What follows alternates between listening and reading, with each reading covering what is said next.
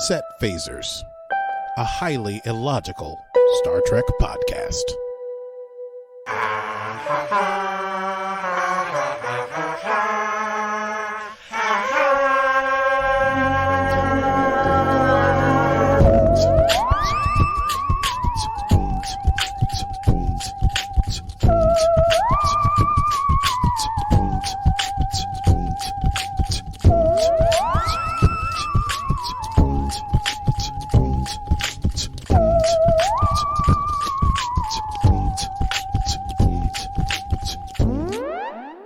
Hello, my nerd friend. And hello, my nerd friend. And hello, all of our nerd friends out there.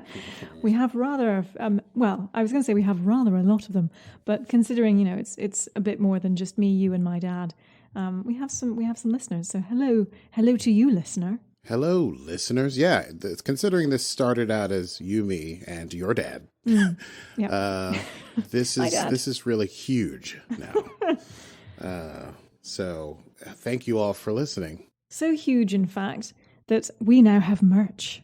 I spent a ridiculous amount of my free time designing merchandise. So if anyone wants some merchandise, this is the hard sell now. You can find it if you go to, actually, I don't know where you can find it. I will link it in today's episode notes, and it will probably be on a website that I need to design very shortly. Right. And I'll put it into the outro copy. Yeah. That way we always mention it. We're so on top of things. You can look cool in your Set Phasers gear. You can look cool in your Set Phasers gear. Speaking of, this is Set Phasers, a highly illogical Star Trek podcast.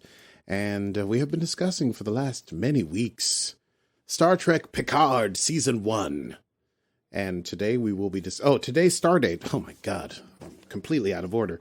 Today's stardate is stardate 2190423.6.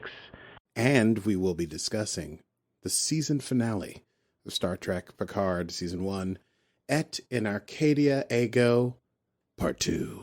Part 2. It's like Hot Shots Part 2. Part 2. Where, Part 2. This is, what do you think? I mean, a very satisfying ending, don't you think? Oh, such a great climax to this season. This series, in fact. I loved it. I absolutely loved it. Everything just came together so nicely. I had no idea it was going to come together this way. Do you know what I mean? It was a delight, and so maybe we should just run it down. Shall we make it so? Shall we engage in a rundown? Okay. Let's do it. Yeah. It's time to run it down. Can you run it down for me? Talk about Picard now. Run it down for me.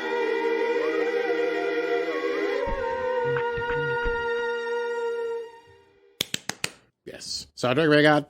Can't believe I've not said that this whole season. Make it so engaged. Yeah. It's time. Yeah, it is time. For season 2, we can just we'll engage and make it so like crazy. Season 2 of Star Trek. Deal. Yeah, that's right. Well, this episode has everything. But as you may recall, previously on Star Trek Picard, the crew of La Sirena was able to locate the home planet of the synths, with Soji taking them through a transwarp conduit that only Borg and synthesizer people know about, I guess. And they were followed by Narek and his serpent head ship or whatever. And they duked it out for a bit in space. And then Seven showed up with the artifact, which was a Borg cube with Elnor and a couple of XBs in tow. And they were about to go crazy in space. And then these giant orchids flew up from the surface, defying all physics, and wrapped all the ships in the Earth and powered them down. And they all plummeted through the atmosphere and crashed. And they showed up on the planet. And Picard goes to what Raffi calls Synthville, and they talk and they meet, and they find out that there's the son of Soong is the one who was working with Rhysmatics to make all these synths, and Soji finds out where she's from, but then they're betrayed by the synths because one of them, Sutra, does a mind meld with Jurati to figure out what the admonition is, but she says the admonition is a promise for the synths, and they decide to lock up Picard to prevent him from thwarting them on their attempt to call forth some superior artificial life. And meanwhile, a Romulan fleet led by Commodore O is bearing down on this planet to wipe clean their sector of synthesized life. That was previously. So we begin this episode. Cold open is Narek. He shows up at the artifact crash site. You may remember he was let out of his prison ship by under dubious circumstances, but we're pretty sure Sutra was involved, and one of these synths was killed. He shows up and he hears them people working inside, and Elnor and 7 of 9 are talking, and they're working with the XBs, and Elnor asks 7 all this stuff about, like, what should the XBs do? People hate them everywhere. Maybe it's better to end themselves. And 7's like, well, I'm basically an XB. Should I end my life? And Elnor says, well, I'd miss you if you did it. Narek is moving through the artifact secretly, trying to sneak, I guess. Just sneak. And he's held up at knife point by who? Narissa, his sister, with whom he has a weird and inappropriate relationship. And she asks him if he's found the synths or had sex with any of them or killed any. And Narek says yes, no, and he killed one. And then Narissa shows Narek where she's been hiding, because I guess she's been, she kind of hitched a ride on the artifact, seeming to know somehow that they were going to follow La Sirena. Meanwhile, Picard is still under house arrest. He's in like some sort of quarters in Capellius city station, whatever it's called. And he's, contemplating life and deep things such as Picard does, even when he's a prisoner. And he talks to a butterfly, and the butterfly flies away, and he goes, lucky you. And Soji shows up, and she gets into the room via a retinal scan that will become important later. And she asks Picard how he is, and he's like, I'm not doing great. I'd love to be free. And she's like, we can't let you free, because look at it from my point of view. He's like, if you call these people down, they're going to kill our organic life. Don't become Seb Cheneb the Destroyer. And she says, well, but if I don't, then the Romulans are going to come here and destroy us, and you got to think about how it feels for us. And she's like, you can't stop us. I'm going to build the beacon, and I'm going to call forth our saviors. So, credits. Back inside the artifacts, Narek and Narissa argue. Narek basically has a plan. He says he's taking a bunch of grenades. They're very specific kind of grenades. I wrote it down. They're called like Gangledank, Bedinkledank grenades. Tromptmium and cyanide. They're called Tromdmian Beringledink grenades. Anyway, he's taking a bunch of these grenades. They're called like molecular something or other.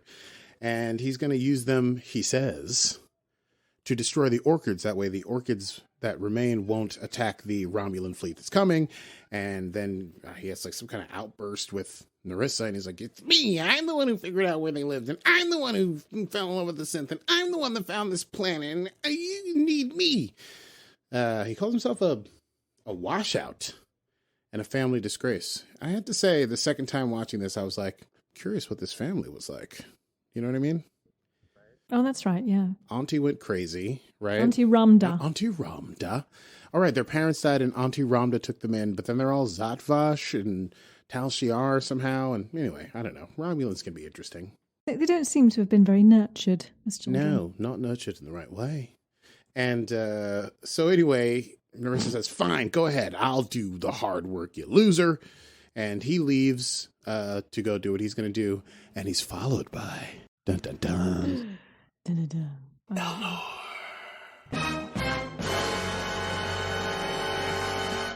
Elnor, the male killer Romulan warrior nun, is on his trail.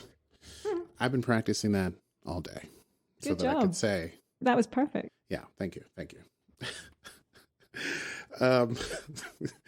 Anyway, back on La Sirena, Rios and Raffi left with a weird artifact that they were given by the synths, that artifact, a tool. Basically, they were like, use this to fix your ship. And Raffi was like, how does it work? And they were told, like, just use your imagination. So they're there and they're kind of trying to figure out how it works. And eventually Raffi comes up with the idea that, like, you just take it and I think just point it at what you want it to do and imagine the thing that's broken fixed and see if that works. And Rios is dubious, but it does work. And the power comes back up on the ship and they're like, ha ha ha. And Raffi's like, tell me I'm right, baby. And then they hear some clanking sounds coming from outside of the ship. And Rios is like, I know what that sound is, in his brooding way. But meanwhile, back in Capellius City, Dr. Sung and Jurati, Doctors Sung and Jurati, are working in the lab late one night. It's the daytime. And they're trying to figure out Maddox's work of transferring an organic mind into a positronic matrix. And Sung is being super weird and creepy, as he is wont to be. And he's like, oh, you're a great mother to these robots, dedicating your life and sacrificing it for their betterness and all that stuff. And then he's like, all right, I got to go do some stuff. And Jurati seems, even though she kowtowed to them earlier, she seems like nonplussed. No tears. No tears. No but she looks stern. She's like, I'm not their mother. She's all cried out. Yeah, she said, I'm not their mother. Asshole.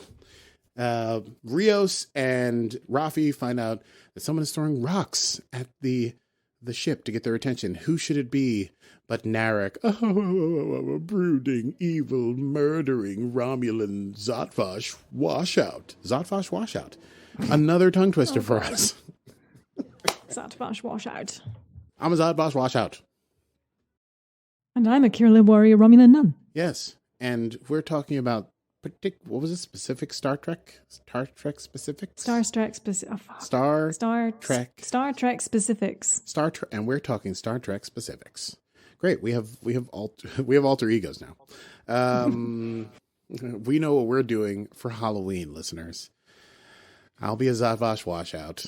You can be a killer Romulan warrior nun. Oh, so close. Killer warrior Romulan. Well, yes, but I first want to be Tasha Yar. And then I will be a killer warrior Romulan. We can be both. That's true. Yeah, we can do a costume change. And she was sort of Romulan in TNG for a bit. Sort of. Yeah. Killer warrior. And then, okay, where was I? What was I talking about?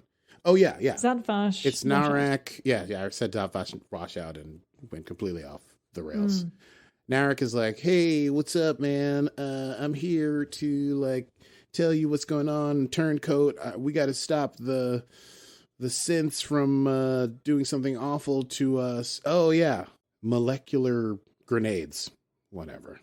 And Rios is like, what do you want? And Narek's like, we need to save the universe, and we can keep fighting, or we can work together. It's your call, Rios. Musiker in the meantime is trying to Raffi Musiker is trying to communicate with Picard, but it's not working. And they're kind of talking about what the plan is. And Narek, I guess he must have overheard before he got busted out of jail, the whole plan with the transmitter and sending it to the alien life. Anyway, he knows what it is. He says it's the Romulan equivalent of Ragnarok or the apocalypse. And he's talking about all that. And then who should show up but Elnor, our killer warrior Romulan nun, and he holds a sword to Narek's neck, and he's like, in Romulan, he's like, choose life. And Narek, very British, evil, bad guy turned good, is like, oh yes, I choose most earnestly to live. Laughing without opening my mouth.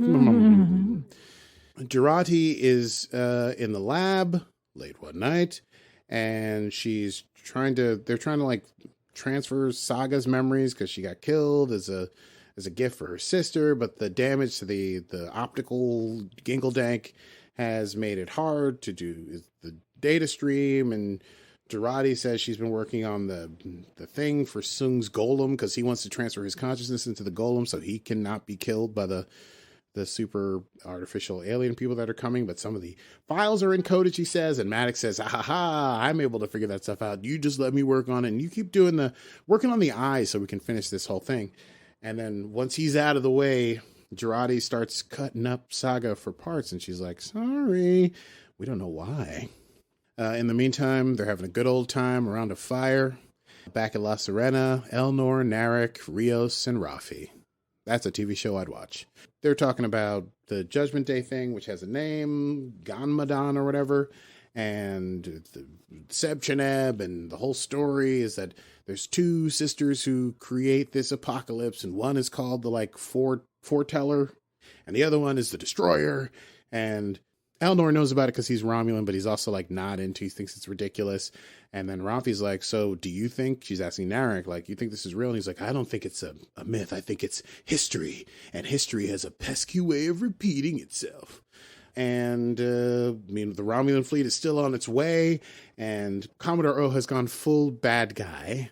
And she's like, yes, time for our evil plans to take place. We will kill all the synths, one little village of synths. Yes, kill them all. Leave none alive.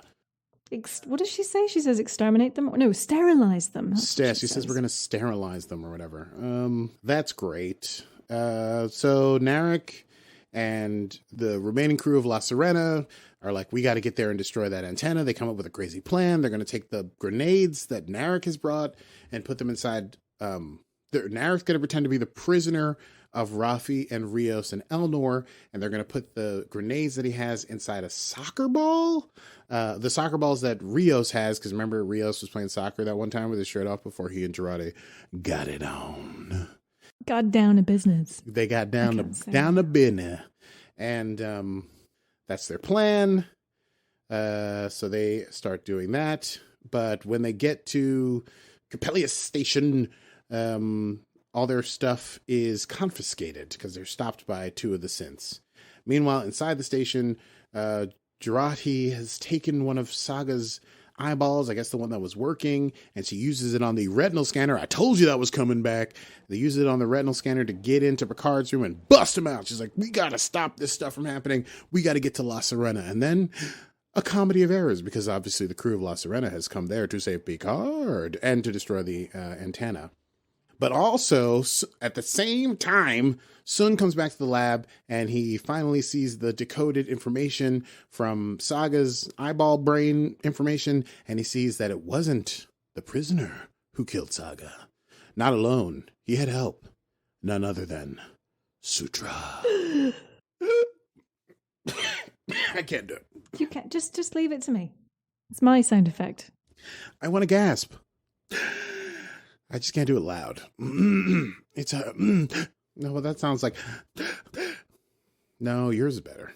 Okay, so I'll never be doing Foley for that. You do all of the coolest sound effects. I can just do a gasp. Well, you do plenty. So basically, now Sung is wise to the fact that Sutra has done all this to set this whole thing in motion, created this... basically killed one of their own in order to get everyone behind the idea of starting this transmitter to get the alien life to come save them. And so Sung is totally messed up. The team from La Sirena, they show up and they see that the tower is almost complete, but apparently they need line of sight to destroy the tower with the molecular grenades. And Raffi's like, how are we going to do that without being seen? And Sung comes up from behind them and says, yes, how will you? Or something different. But he says, yes. How will you do that? Picard and Jurati, meanwhile, have gotten back to La Sirena. It's abandoned. No one's there because they're all trying to do the other thing. And Jurati was thinking, okay, maybe that's what happened. But Picard is like, give me a status report on the Romulans. And Jurati's like, we got 15 minutes. 7 minutes until they show up on the planet. And even if Starfleet Command got your message, they would still be behind the Romulans. Picard's like, we got to find a way to stall them. So they get the ship going. They fly up into space. And Picard's like, we've got to find a way to stop the Romulans, but also stop the synths. And Jurati's like, I'm not sure how you're going to do that. And he's like, you got to know that even though they're very powerful, they're still basically children. And their teachers were two hermits, Sung and Maddox. And so we need to teach them something other than fear. And Jurati's like, how will you do that? And Picard says, the way children learn most things, by example. Oh, Picard. Meanwhile, Sutra's like, hey, everybody, down at Capellius Station, we're about to open up this portal and cause death to rain down on all the organics here. So get ready for them to die. Meanwhile, Sung approaches, and he has the two synths that I guess are on his side. He tells them to watch Musiker and Elnor. Oh, boy, the names finally exploded in my brain. Elnor, the killer warrior Romulan nun. You did such a good job. Raffi and Elnor. Sung goes to talk to Sutra. He's like, hey, I saw you needed to do the thing. I know what you did. They needed an emotional jolt. Sutra's like, of course, yeah, I'm so glad you understand that we needed to do what we needed to do. And then when he gets close enough, he deactivates her. Click! And she falls to the ground. Boo! Completely off. And he's like, turns out, even though I tried, you synths are no better than humanity. He's sad, and then he nods to Raffi, and then Raffi whistles, and then Rios shows up, and he's got his soccer balls, and he's like, it's time to destroy this thing. But Soji is still working on the emitter, and the transmitter, and she's not going to get out of the way while they try to blow it up with the grenades. La Serena enters orbit. Jurati's like, Picard, do you have a plan? Picard's like, no, I'm trying to fly the ship. I'm an old man. I haven't flown a ship in a long time. Jurati's like, now would be a good time to tell me, and he's like, one impossible thing at a time.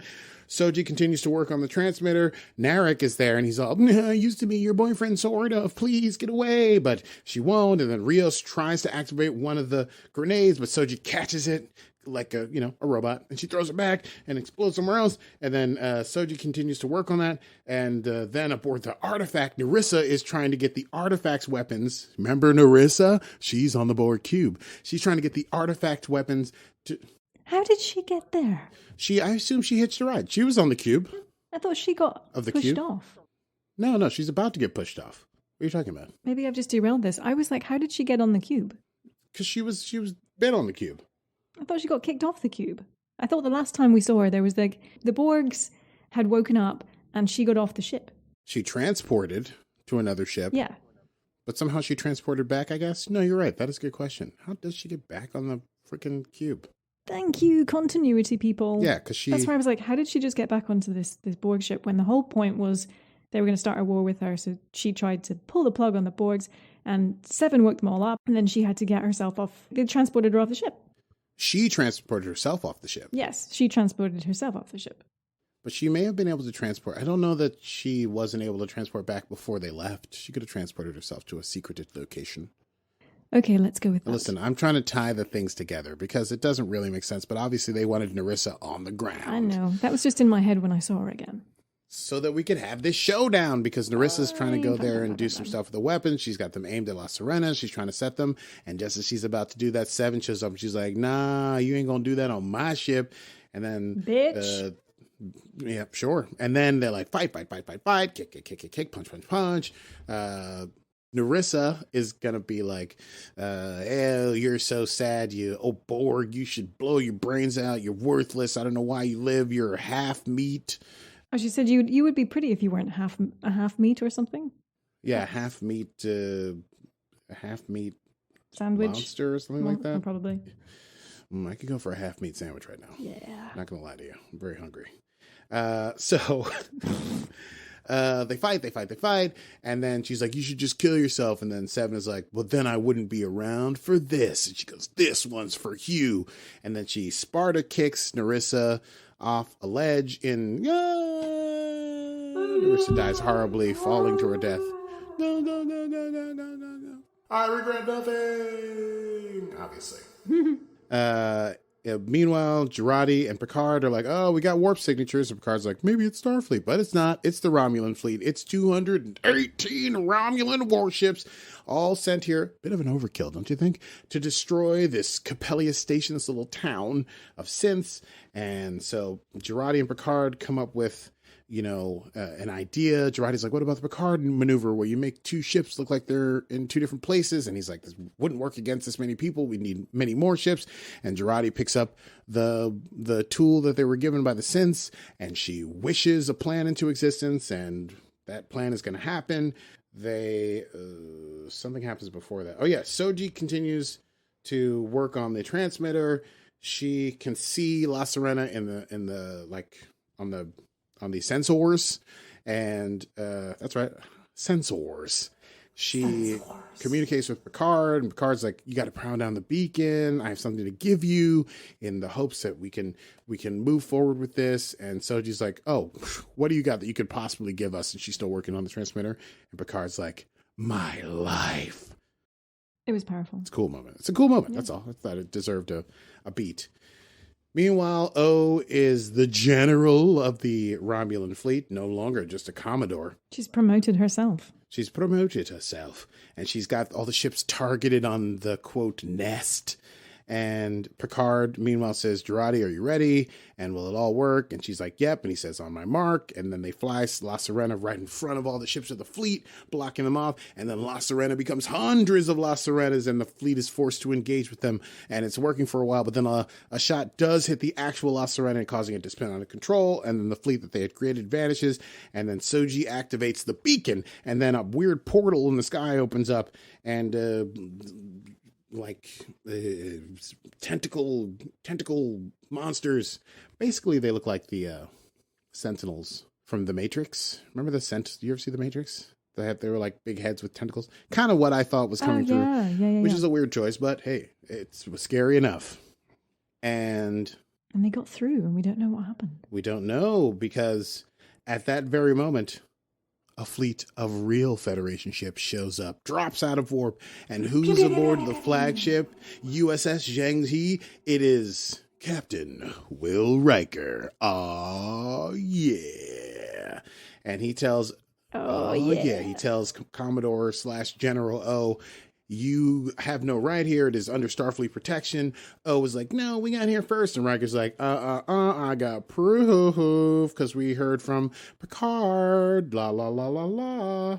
And he's like, go ahead, make my day, basically. I'd love to kick your treacherous Tal Shiar ass. But then he's like, or you can just stand down.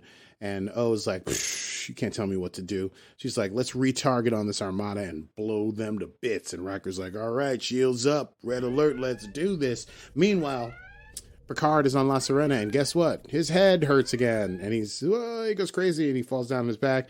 And Jurati is like, what are you going to do? And he's like, just get me 2 cc's of something I'm not even going to try to pronounce. And he tells, open a channel to Soji on an open frequency. And so while O and Riker and I guess everyone in the fleet up in the sky is listening in, Picard is talking to Soji, and he's like, you got to do the right thing. This is a choice for you. And he makes a compelling argument. Picard, he's all like, the whole point of living and meeting was so that we could save one another, destroy the beacon, and we can have a choice. We can fight with choice and not just destroy one another. And he does it much more compellingly like that, even though he's about to have his brain explode. And Soji shuts down the beacon, and the portal closes. And then O, seeing that things are not going in her favor, is like, oh no, and withdraws. Meanwhile, Riker's like, hey, La Sirena, what's going up? We heard that you sent out that SOS. And Picard's like, oh, you showed up right on time. I thought you were making pizza, but I'm really glad that you're here. Thanks for having my back. And then the fleet goes to warp, and then Picard's like, all right, see you later. And he gets up from the captain's chair and collapses. And then Soji's like, what's wrong? And then Jurati tells him that the brain abnormality is causing his body to fail. And Soji drops his transporter block, and they beam Picard down to the antenna base. And that is where Picard, lying on the ground, says, you did it. You're great. You chose not to be the destroyer. You're the best. And he tells Raffi, yeah, you were right. And Raffi's like, about what? And then he dies. Or does he? Because as everyone's mourning him and they're all sad, and you think it's the end of the episode, and everyone's kind of pairing up. Rios and 7 and 9 are drinking on a beautiful cliff, watching the sunset and talking about being warriors. And Rios is like, another self-righteous, hard-ass old starship captain got into my heart, and I had to watch him die. And 7's like, did you anything you could have done to prevent it? And he's like, no. And she's like, haha, then I win. And they watch the sunset. And Raffi is approached by Elnor, who just starts crying like a baby. And she's like, get it all out. You can get it all out. And then she starts mourning. And then Picard wakes up in Chateau Picard, sitting in the study with a fireplace. And he's like, am I having another damn dream? But who else is there? Data. Data enters. We never made a theme for Data. What? But this is the end. Data enters. Do you want the synth sure. Right. sound? Warning. Synthetic life form. And basically, they are able to talk because Data's part of his mind still exists in a quantum filament or something, that what he transferred into right before he died at the end of Nemesis. And so he and Picard talk, and Picard's like, I was furious that you gave up your life for me. And Data's like, well, but you gave up your life for the synths, and would you regret that? And Picard's like, absolutely not. Data's like, well, then why would you think I would do that? And then Picard's like, that was the most Data thing you could ever have done. And then Picard asks what's going on, and Data's like, we're in a weird simulation because my memory engrams were recovered from that single neuron that Maddox had, and so his consciousness has been reconstructed by Sung. And Picard's like, I don't like the doctor. And Data's like, yeah, the Sungs are an acquired taste. And then they basically have a heart-to-heart. And they do some weird things talking about consciousness. It gets pretty heavy. And Data's basically like, hey, man, I think you're going to be all right. But when you get back, could you delete me? Because mortality is that final bridge to cross to become a human. And I would like to die. And Picard's like, okay. And then Picard wakes up. His consciousness has been transferred inside the golem that was intended for Sung. Sung gave up the golem for Picard, and Soji and Sung and Jurati and everybody standing above him. And Picard's like, am I Very much a Wizard of Oz type moment. You're all real. But instead of saying you're all real, he's like, am I real? Scarecrow. And they're like, you're totally real. You're in a robot now. But they're like, hey, you got no superpowers. We're not going to make you live forever. You're just going to live without your brain exploding. And then Picard's like, oh, great, wonderful. Oh, I have a promise to keep. And inside the simulation, Data is still there alone. He's sipping wine at Chateau Picard, listening to Blue Skies. And Picard tells everyone in the lab about what Data asks and everything. And he's like, we should let him go. And then Picard, of course, quotes Shakespeare. And he deactivates the simulation, the engrams of Data. Data's whole form just like dissipates. He turns into an old man and dies with Picard at his side. And it is over. Picard returns to La Sirena. The crew is now Raffi, Rios, Jurati, Soji, and Elnor. And he's like, hey man, time to go. And they all say, Soji's like, she's going to leave it all behind. And she's like, I feel the urge to wander now that the synth ban has been lifted. And so Picard says he wants to wander as well. And Rios is like, are you ready? Picard looks around at his crew and says, engage. Fa, fa, fa. Can I try it again? Yeah, Can I sure. try it again? And says, engage. Fa, fa, fa, fa, fa, fa, fa, fa, fa, fa. Here endeth season 1 of Star Trek Picard. That might have been my favorite moment so far. Oh yeah, we really nailed that. I was slightly off, I think. It does not matter. No. Does not matter. Shall we discuss and quotable moments it up? I think we have many quotable moments. Quotable moments! Many quotable moments. That's how I should have done it. Many quotable moments. Oh, look at you. Yeah, easily reproduced. Now, you go first. That way I don't step on your quotes. All right. Like I did last week. Now, let's see. I have a favorite, but I bet you didn't pick this one. I have 3. I'm going to go with 3. We've got our phasers locked on your warp cores, and nothing would make me happier than to kick your treacherous Tal Shiar ass. Great. But instead, I'm going to ask you one time to stand down. All right, Captain Riker. Oh, yeah. Hello. That for me was the best ass-kicking moment of probably the whole season. Your treacherous Tal Shiar ass. We've got our phasers trained on your warp core. Picard showing up Riker showing up and being all Riker about it too was pretty great. And my next one was when Rios and Seven are chatting and they're like, oh, what would you not do again? And he says, Never again let another self-righteous, hard-assed old starship captain into my heart. Never again stand there and have to watch him die. I've got faith of the heart. I know where my heart will lead me. I've got faith. I got faith. Yeah, let's go straight to the end. Let's not do the whole thing. Yeah, we don't have to do the whole song. One last one. Yeah, what was number 3? A butterfly that lives forever is really not a butterfly at all. From Commander Data. That was a beautiful, beautiful moment. Worthy of the series and the title. Et in Arcadia, ego. There, even in paradise. Am I death? Let's see. What did I really enjoy? I really loved I'll read this whole thing. When they're sitting around the campfire and they're like, Seb Cheneb, do you know about Seb Cheneb?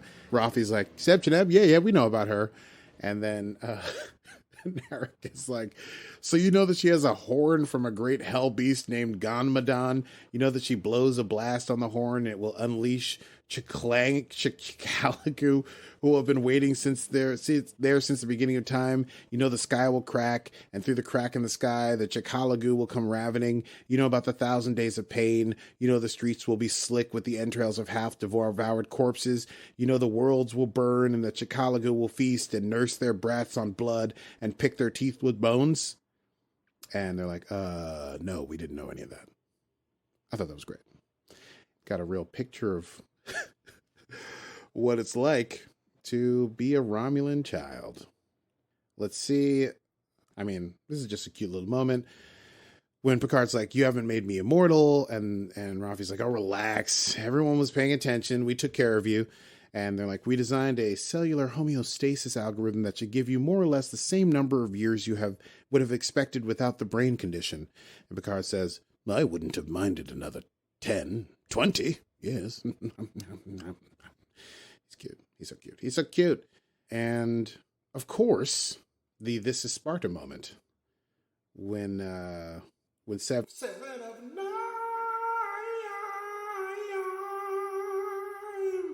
Nine is being taunted by Narissa, who knows so much about 7 of 9 for some reason. She's like, sad Queen Annika, 6 years old, and all she got for her birthday was assimilated. Why don't you just put a phaser to your head and get it over with? And 7 of 9 says, because I still had this to live for. This is for you! And then kicks Narissa to her death. The end. That's it. That's all you got. Those are mine. I also liked the whole, I have one last thing to give you. And Soji's like, what's that? And he's like, my life. Oh, the music swells. Yeah, it was a great episode. It was a great season. It was. And now we have season 2 to look forward to with none other than Q. John Delancey. Well, so I'm not confused, but I'm thinking about those serpent things that came through the portal. Yeah. And now knowing that Q will be our big adversary in season 2, I'm wondering whether they'll forget about the serpentine-like things that came through the portal in favor of, but we now have signed on Q. Or what they'll do in season 2. Well, it's a good question because Q's going to show up, but I'm wondering, are they going to bring our beloved crew back? Rios, Raffi, Elnor, Soji. They're already filming. Rios is on set. Do you not watch the Star Trek Picard Instagram? Of course I don't, because I don't like spoilers. I can't even watch the after show because I hate spoilers. I love the after show. I don't. So I can't. I know. And I appreciate that you can watch it. I'm just always terrified they're going to be like, and guess who's showing up in the next episode? I don't want to know. Don't tell me. I like knowing how the sausage is made. Sure. After all is said and done, sometimes I like to go back and watch the interviews. But I'm not going to watch those because they like to give you a little Easter egg for next week, and I like to approach it clean. This is the second time we've watched this, though. True. I could then have watched the afters shows, but that's another thing to find in Paramount Plus. I got things to do. I got to type up these stupid notes. Oh, Oh, one little thing that I did like that I did not notice the first time. Yeah. Was as we were pulling out on La Sirena and we're looking at the crew, and then we kind of hone in on Picard. As we're sort of coming in, we see Raffi and Seven having a drink together. Oh, yeah. And did you see their fingers were interlacing? There was some interlocking fingers. I didn't see that. Oh, yeah. Interlocking fingers. I had to hit rewind to be like, did I see that? Do we have a new romance? I'll have to look as well. Brewing. Romance on La Sirena. It's a lot of people being with people. Because now you got that little get together. You got the little Jurati Rios get together. And I mean, I don't know what's going to go on. Soji and Narek. Maybe I doubt they'll get together again. Narek's going to jail, right? Oh, yeah. And Elnor, I don't think he's getting together with anybody. But what do I know? Anyway, I'm curious if the crew will be back. Well, I guess now we know. The crew will be back. Plus Guinan. Guinan. Oh, wait. That's a genuine spoiler alert. Spoiler alert. Spoiler alert. Sort of. I think it's already released. I think they talked about it ages ago. But still, Guinan and Q. Guinan and Q. And I think there's a little bit of there's some history there. Exactly. So that could be some interesting exploratory backstory. Some animosity, which we never really found out about in TNG, which we can now return to. Now we get to go deep into the Guinan Q Picardiverse and see what's going on. But also Rios doing his many sometimes good, sometimes awful accents. And hopefully plenty of Raffi calling people synthville and dumbheads and stuff like that. I'm super excited for season 2, and I hope you are too. Oh, me? Yes, I am. I thought you were talking to our listeners. And the listener. Dare I forget you? No, I dare not. And you, dear listeners, I hope you're excited for season 2 in 2022. Indeed.